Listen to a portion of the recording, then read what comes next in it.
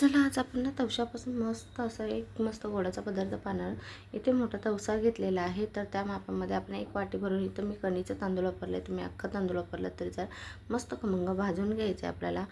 तर गॅस बंद करून घ्यायचं, लालसर थोडं झालं की बंद करायचं आणि मग हे तवसा घेतल्यावर त्याचे साल काढून घ्यायचे, याचे तुकडे करून घ्यायचेत आपल्याला. आणि मग याच्यातल्या ज्या बिया आहेत त्या आपण बाजूला करायच्या, कारण मोठ्या जाड बिया असतात तर त्या खाताना छान लागत नाही, त्याच्यासाठी काढून घ्यायच्या. याचा डिटेल व्हिडिओ मोठा आलेला आहे, तर नक्की तुम्ही पाहून या.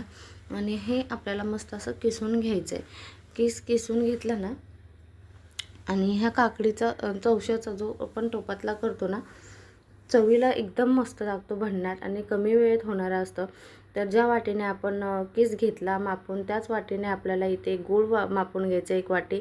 जर 2 वाटी तांदूळ आणि गूळ भरला असेल ना, ते तांदूळ आणि किस जर जळून 2 वाटी भरला असेल, तर आपल्याला इथे 1 वाटी इतकं गूळ वापरायचं आहे. मस्त पाणी जे ठेवलं होतं बाजूला, ते पाणी आपण पुन्हा यूज करायचं आहे. आणि ह्याच्यातल्या गुळाचे खडे आपल्याला एखाद्या बत्त्या-बित्त्याने मोडून घ्यायचे, ते तसेच ठेवायचे नाहीत. आणि मग आपल्याला ह्याला कुकरमध्ये ठेवून 4 शिट्ट्या मारून घ्यायच्या आहेत. आणि मस्त असा खायला आपला गोडाचा पदार्थ, काही म्हणू शकता तुम्ही तुमच्या ह्याच्यात. तर आमच्याकडे याला टोपातला म्हणतात. खूप टेस्टी लागतो, कमी वेळात होणारा गोडाचा पदार्थ.